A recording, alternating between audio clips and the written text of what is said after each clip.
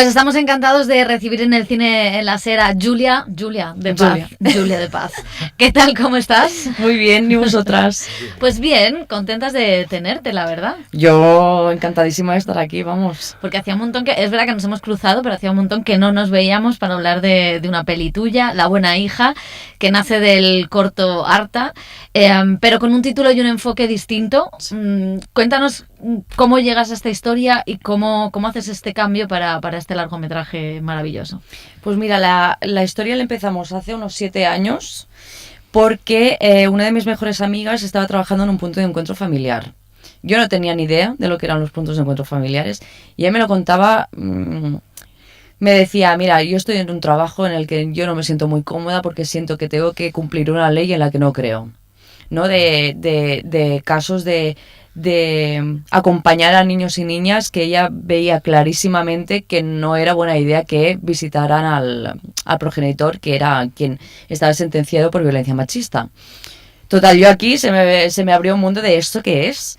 Y paralelamente con Nuria Uncho, que es la coautora de la película, empezamos a entrevistarnos con mujeres supervivientes de violencia machista y nos contaban que, bueno, que tenían muchísimo miedo y preocupación por sus hijos e hijas porque al no ser considerados víctimas de la violencia, pues debían continuar viendo al progenitor. Total, que dijimos, vale, aquí hay algo que nosotras no sabíamos. Yo como militante feminista pues tampoco tenía mucho conocimiento y al generarnos tantas preguntas nos motivó a entrar en esto. Y el corto en verdad lo hicimos como un ensayo. Ya teníamos claro que queríamos hacer el largo, pero al ser un tema que personalmente pues me afecta y... Bueno, porque soy tipa y yo como mujer, pues como todas las mujeres... estar ahí. Exacto. Y también para ver si podíamos tratar el tema con el respeto que le queríamos dedicar. Entonces hicimos el corto, lo pasábamos a asociaciones de mujeres supervivientes y la respuesta fue muy positiva. Y dijimos, pues venga, vamos a hacer la peli. Y sí que es verdad que el largo no se parece mucho al corto, sobre todo en relación al personaje de Carmen, la protagonista. Para mí es bastante diferente. Y también se planteó el cambio de título porque Arta no representaba tanto. Porque al final es que Carmela, la prota, idolatra a su padre. Está enamorada de él. Entonces el concepto de Arta ya no iba bueno, sí, no acompañaba tanto. Claro, y lo que es muy interesante es que la posible tentación después de ese proceso de documentación con mujeres supervivientes de la violencia machista es que ese fuera el punto de vista, pero no, el punto de vista es la hija, la buena hija en un contexto de violencia. ¿Cómo ha sido no sacrificar en ningún momento ese punto de vista en toda la película, ¿no? Sino focalizar toda la película desde ese punto de vista, la exploración que haces de una violencia latente? Claro, aquí con Nuria había momentos en el guión que teníamos la duda de si no se iban a entender ciertas cosas porque Carmela no percibe todo, quiero decir. A nivel emocional sí que lo percibe, pero no ha sido testigo de ciertas... Exacto. Entonces, en momentos teníamos dudas de ¿esto se va a entender? Y al final perdimos el miedo y dijimos, mira, como tampoco queremos como dar unas respuestas claras, sino generar preguntas, vamos a ello. Y si hay cosas que no se entienden, pues que el público participe en construir estos vacíos que faltan. Entonces, claro, el punto de vista nos arriesgaba un poco en este sentido, pero a la vez nos motivaba. De decir, bueno, a ver qué pasa con el público y un poco esta idea de la conversación con ellos y ellas. Claro, es que el inicio es muy potente porque es una imagen del personaje de Janet Novas, de la madre, limpiando los restos de una comida, pero parecen unos espaguetis boloñesa. Entonces, claro, hay un rojo en el que sabemos que es una película que habla de las violencias machistas. Y entonces, claro, el espectador tiene que poner ahí qué ha pasado en esa pelea que no está. Pero también hay una cosa en esa decisión, ¿no? Que no sé si también teníais en mente, la ausencia de morbo por mostrar la violencia. No sé si el cine ha demostrado demasiado la violencia contra las mujeres y al final también vemos los cuerpos de mujeres maltratados siempre, ¿no? Totalmente. Claro, aquí teníamos muy claro desde un inicio que no queríamos enseñar una violencia explícita, pero básicamente porque al final la violencia tiene muchísimas más capas del rollo, no solamente está un puñetazo, ni... Entonces, queríamos indagar más, explorar más estas capas de la violencia psicológica. Y sí que es verdad que también lo que tú comentas, Pepa, de este cuerpo de la mujer que ha sido representado tanto como un objeto de destrucción, incluso como un objeto de recibimiento de esta violencia. Entonces, para nosotras era importante como alejarnos de ahí, porque es que estamos normalizando muchísimo las violencias. Es que entramos en Instagram y hay situaciones de violencia, imágenes que ya es como que entran y salen. Igual, sí. Y esto lo que provoca es que incluso a nivel judicial, violencias que cuestan más de demostrar o tal, ya no sean consideradas violencias. Y es lo que pasa con estos niños y niñas. Por eso era importante el no enseñar una violencia explícita. Y porque claro, la película es eso, no muestra el antes, sino como las huellas, las consecuencias de esa violencia, ¿no? Y cómo se gestiona eso después. De algún modo también era lo que hacía en un punto Querer, que tú colaboraste en el guión, ¿no? Con Alauda y Eduard Sola. No sé si ese proceso también te ha ayudado en esta película, porque se solaparon un poco los procesos, a entender también esas dinámicas o ese punto de vista que tiene la peli. Pues mira, hacer Querer y estar acompañada de Alauda y Edu, a mí lo que me dio fue seguridad de lo que os comentaba de no dar respuestas, sino generar preguntas. Es decir, yo cuando empecé Querer llevaba 4 años ya con la película y sí que yo tenía claro como en qué punto empezaba y qué límites me quería poner a nivel de narrativa, de qué quiero contar y qué quiero dejar en el aire, ¿no? Y con Querer me dio seguridad de decir, vale, se puede establecer una conversación con el público y no me tiene que dar miedo esto. Entonces, lo mejor que me he llevado de la experiencia con Alauda y Edu ha sido esto, sí. Y tú has dicho en muchas entrevistas que los menores no son considerados víctimas en la mayoría de los casos, ¿no? Si no sufren una violencia física o una violencia sexual muy explícita, ¿no? Que antes decíamos. Pero tienen que convivir con la violencia que han sufrido sus madres y con la violencia que también sufren ellos, aunque no se vea tan profundamente. ¿Cómo trabajaste esta idea también o cómo trabajaste también con la actriz en este sentido, ¿no? Para que ese miedo, esa violencia fuera apareciendo a lo largo del relato, porque también es un viaje que ella misma va viendo, ¿no? Claro, con Kiara trabajamos mucho el entender a Carmela y de alguna manera marcar pues qué deseos tiene, cómo entiende el amor, qué miedos tiene. No utilizamos nada personal de Kiara. Yo estaba muy preocupada, obsesionada con no generar violencia en el propio set. Porque claro, al final hay secuencias con violencia y dices, ¿esto yo cómo lo hago para no generar violencia? Entonces lo que hicimos mucho es, por ejemplo, cuando había emociones muy intensas, trabajamos mucho a nivel de cuerpo. No entrábamos a nivel emocional con Kiara, sino lo buscábamos a partir del cuerpo, con ejercicio físico. Que encima era verano. Era verano. Esto me lo ha contado Natalia Junquera. Era verano, llevaba un jersey de lana, un calor.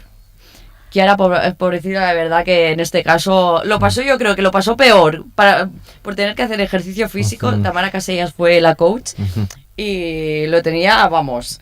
Entonces intentamos identificar dónde había cada emoción a nivel de cuerpo y mucha música, porque vimos que Kiara conectaba mucho con la música. Entonces hicimos como una playlist de marcar una canción para cada emoción, sobre todo también para salir emocionalmente. Por ejemplo, Juan Luis Guerra nos ha acompañado en toda la peli.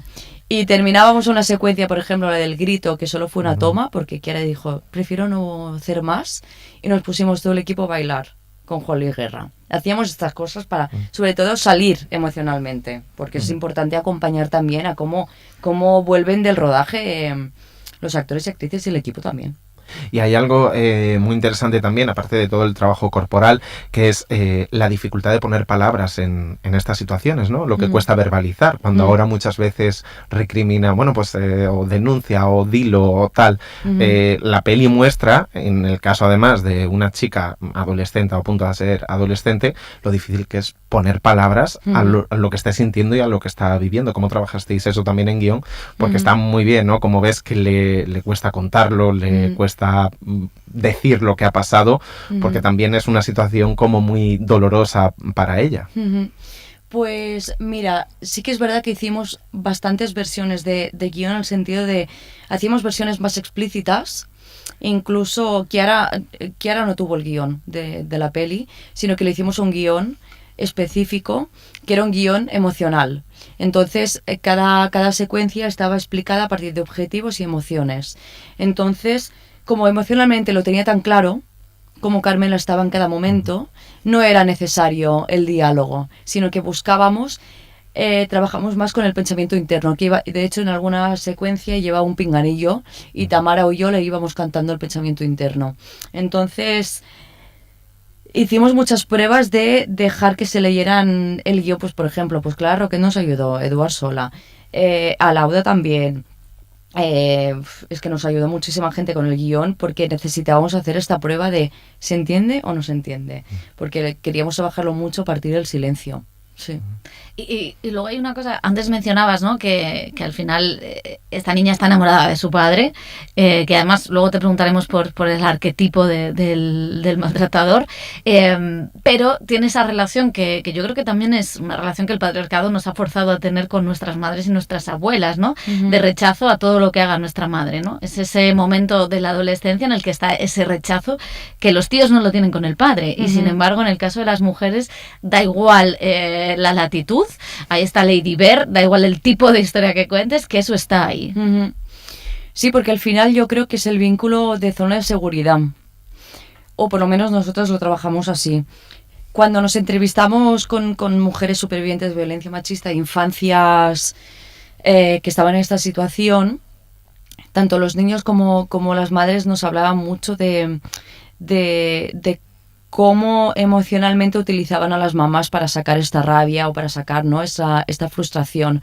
Entonces, también trabajamos en el caso del personaje de Carmela, de que rechaza la feminidad de la madre porque lo relaciona con ser víctima. Entonces, al final es que la película es un viaje del amor al desamor en relación al padre y del desamor al amor en relación a la madre. Y queríamos enseñar de cómo... Bueno, como este espacio de seguridad con la madre también puede generar situaciones, pues esto, de culpa, de rechazo, de proyectar esta frustración por parte de los niños, ¿no? Y nos interesaba mucho las 3 generaciones y cómo la culpa atravesaba cada una de ellas. Y hay algo quizá colateral en la trama principal, pero son esas reuniones de mujeres, es muy importante, ¿no? Donde está Janet Novas, pero también está Tamara Casellas, que decías, y es como una conexión con Ama, ¿no? Sí. Como, porque era importante también hacer esa reivindicación, no sé si de la amistad femenina, del sostén comunitario de esa comunidad de mujeres como una de las salidas ante estas situaciones. A ver, es que claro, yo a nivel personal, mis salvadoras han sido mis colegas. Entonces, de alguna manera, lo queríamos mostrar, tanto con el grupo de las amigas, como esta posibilidad de generar una red a partir de mujeres que están o han estado en la misma situación. De hecho, me pone súper contenta porque la asociación que sale en la película es una asociación real. Son mujeres que nos compartieron, ¿no?, su testimonio, y de alguna manera pues quisieron ellas también enseñar pues que con una red de apoyo pues hay posibilidad de salir de todo esto y incluso pues de acompañar estas heridas. Entonces para mí era muy importante enseñar la posibilidad de que hay espacios y hay círculos donde tú puedes sentirte apoyada, y está también como el perder el miedo a pedir ayuda. Era importante, sí, para nosotras. Y luego está el personaje del padre, maltratador, que claro, normalmente, si nos fijamos en los retratos que ha habido sobre la violencia machista, hay un arquetipo y lo que pasa con los arquetipos o con los estereotipos es que son incompletos, y hay otros muchos hombres con otras muchas características que también ejercen violencia, ¿no? Y claro, es difícil para una víctima reconocerlo porque no ve a ese hombre, no ve las características de ese hombre, y también para la sociedad. Y tú dibujas un personaje distinto, es un pintor, un tío guay, majo, simpático, guapo. ¿Cómo fue también la decisión de crear este personaje que interpreta Julián Villagrán? Pues mira, cuando cuando construimos el personaje del padre teníamos claro que no queríamos irnos como a estas narrativas más hegemónicas o más normativas que nos han vendido de que es un maltratador, ¿no? Porque es que al final interesa, ¿no? Que creamos que un maltratador es de una cierta manera y que no están... Bueno, que hay muchísimas más capas. Entonces, lo que nos pasaba es que, tanto escribiendo el guión como con Julián, teníamos mucha tendencia a odiar el personaje. Y ya, claro, yo como directora y Julián como actor no podemos odiar al personaje. Es que tenemos que entenderlo para no caer en el cliché. Ujú. Y teníamos mucha duda de si dar el espacio a entrevistarnos con hombres que habían ejercido violencia, y al final lo necesitamos para entender pues cómo entendían el amor, cómo entendían los vínculos, cómo veíamos que se reproducía muchísimo un miedo al abandono, como que justificaban mucho que la violencia venía por un miedo al abandono. Entonces lo que hicimos fuimos a una cárcel de Cataluña en varias ocasiones, primero Nuria y yo y después con Julián, a entrevistarnos con reclusos que estaban ahí sentenciados por violencia machista, que cumplían un poco el perfil que buscábamos. Más violencia psicológica, que habían utilizado los hijos, tal...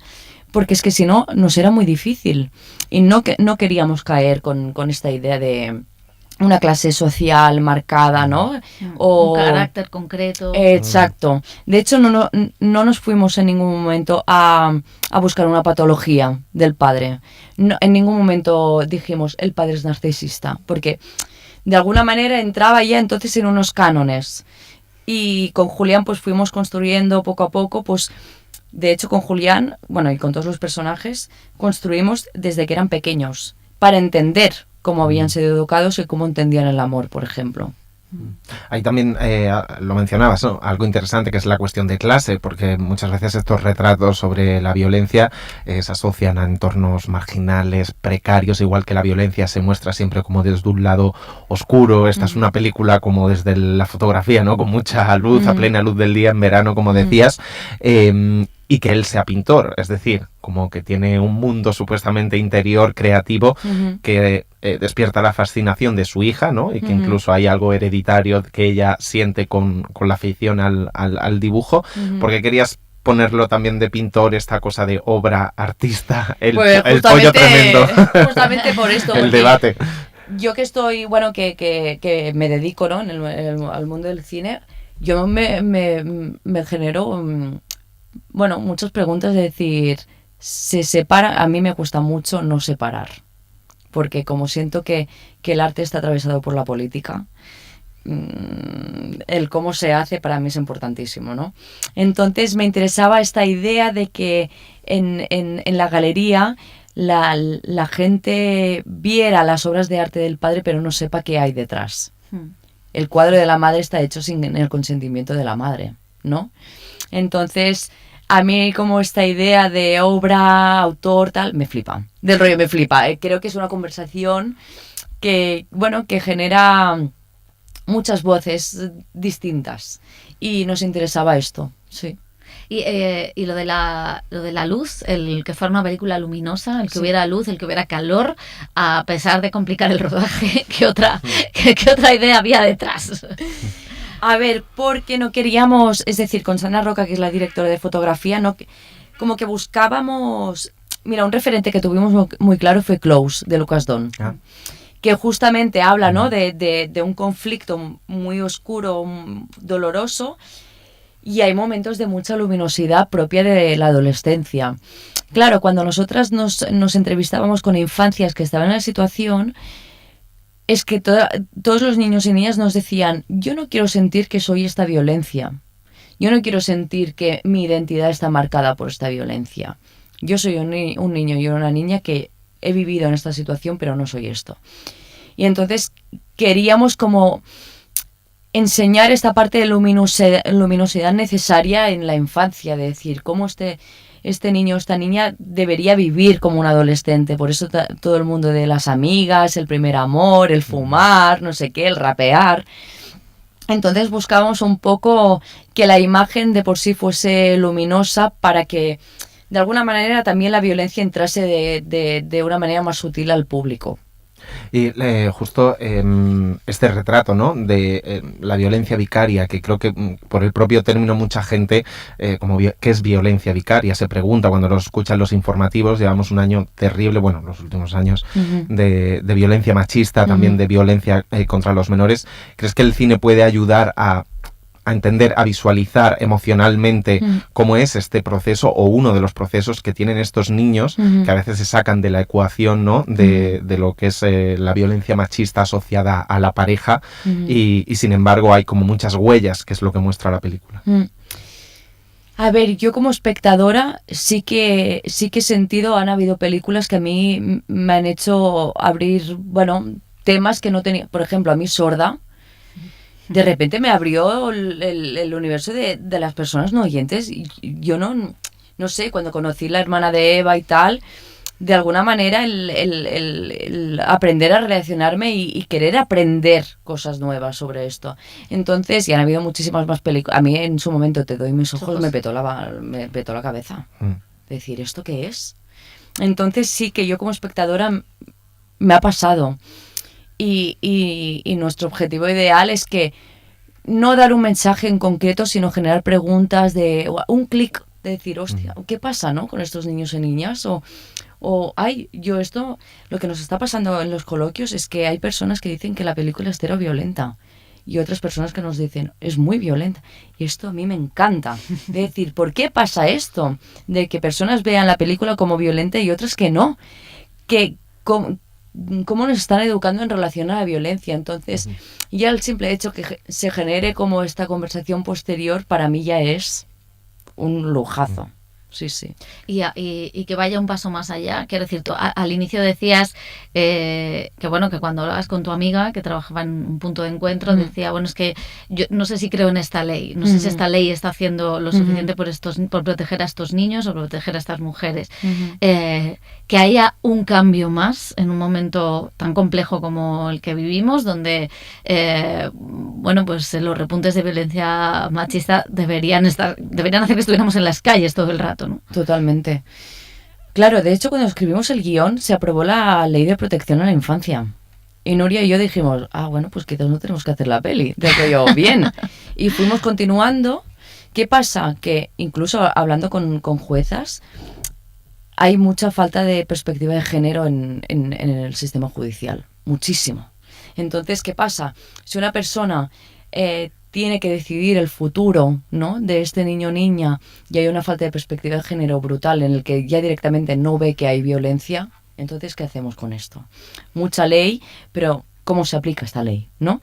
Entonces, nosotros sí seguimos con la investigación y dijimos, no, tenemos que continuar con la peli, porque incluso fuimos a juicios y las preguntas que se hacían, el cómo posicionaban a la víctima, la revictimización que había.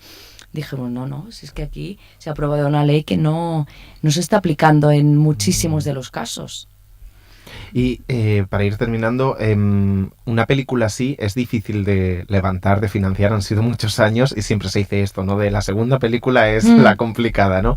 Después de la ópera prima. No sé si en este caso ha sido difícil encontrar la financiación, levantarla, encontrar productores y decir que tengan la paciencia de respetar todo el proceso que habéis hecho, que es un proceso que es de documentación, de rigor, de seriedad, de trabajo con una actriz desde el cuerpo y lo emocional, que muchas veces el cine va demasiado deprisa para respetar estos procesos. Totalmente, no, la verdad que he tenido muchísima suerte con las productoras, con Astra y con Avalon, porque han respetado mucho. De hecho, en el rodaje había un punto violeta.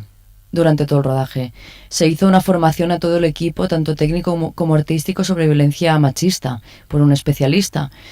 Hay el sello de sostenibilidad en la película, es decir, yo estoy muy contenta más allá del resultado de cómo se ha hecho la peli, de decir, he tenido un punto violeta, ¿sabes? Bien, y se ha hecho un protocolo para el rodaje. Entonces, a nivel de financiación, yo no siento que haya costado, porque creo que la gente percibe la necesidad y la urgencia de hablar de este tema. Porque es que lo que llevamos de año, la cantidad de feminicidios, que esto es la punta del iceberg. Sí. Es la forma más extrema de violencia, pero lo que no vemos. Entonces, no siento que nos haya costado tanto. No.